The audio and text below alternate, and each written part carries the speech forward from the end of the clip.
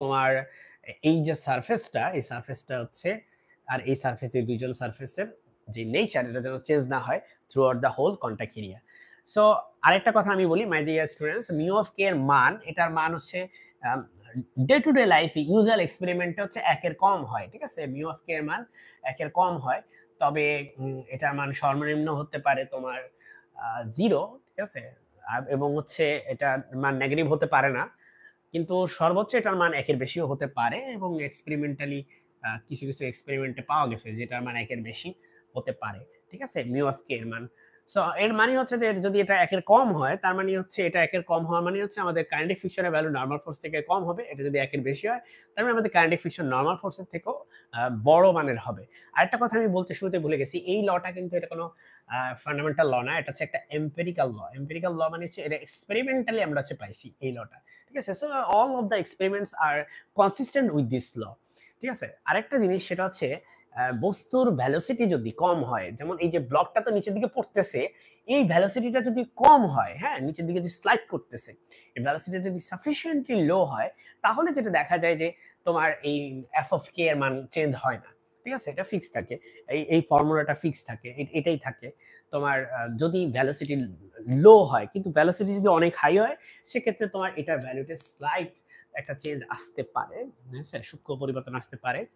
So আমি যতটুকু বই পড়ে ক্লিয়ার, আমাদের বইয়ে যতটুকু লেখা আছে, রেজলি গ্যালিলের বইতে যতটুকু লেখা আছে যে as far as I understand যে এটার ভ্যালু হচ্ছে ভেলোসিটি ইন্ডিপেন্ডেন্ট।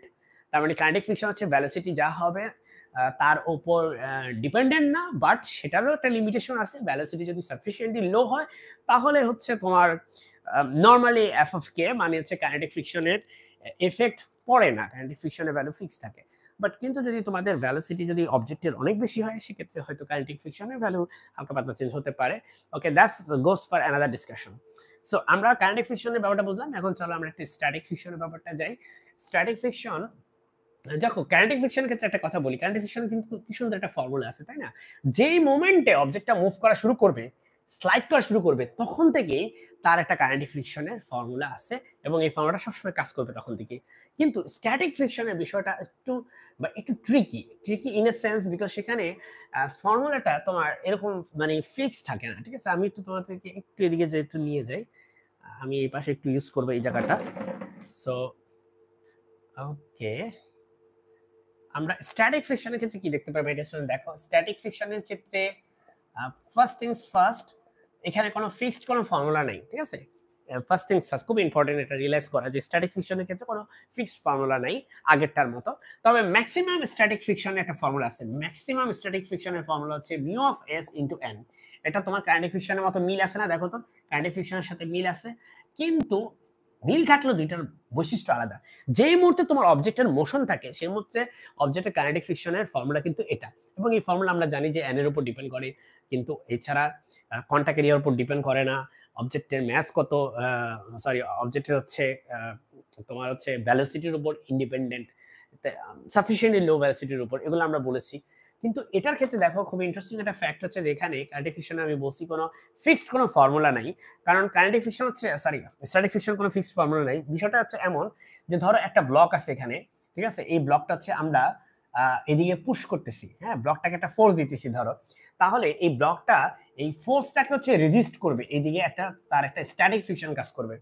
তাহলে আমি যদি ফোর্সের মান বাড়াই, আমি যদি ফোর্স প্রথমে থাকে 0 নিউটন, তাহলে ও আমাকে কোনো প্রকার স্ট্যাটিক ফ্রিকশন দেয় না, ও দেয় 0 নিউটন। আমি যদি এটা বাড়াই 2 নিউটন করি, ও 2 নিউটন দিবে।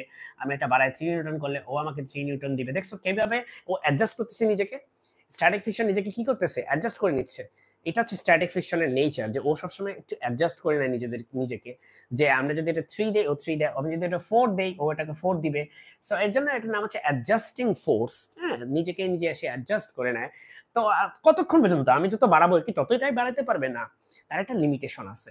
সো ধরো যে এটার ম্যাক্সিমাম যে kinetic friction, sorry, static friction, সেটা যদি কথার কথা হয় ধরো 5 নিউটন, হ্যাঁ? 5 নিউটন যদি হয় কোন একটা পার্টিকুলার কেসে 5 নিউটন, তার মানে আমি সর্বোচ্চ 5 নিউটন পর্যন্ত কি করতে পারবো?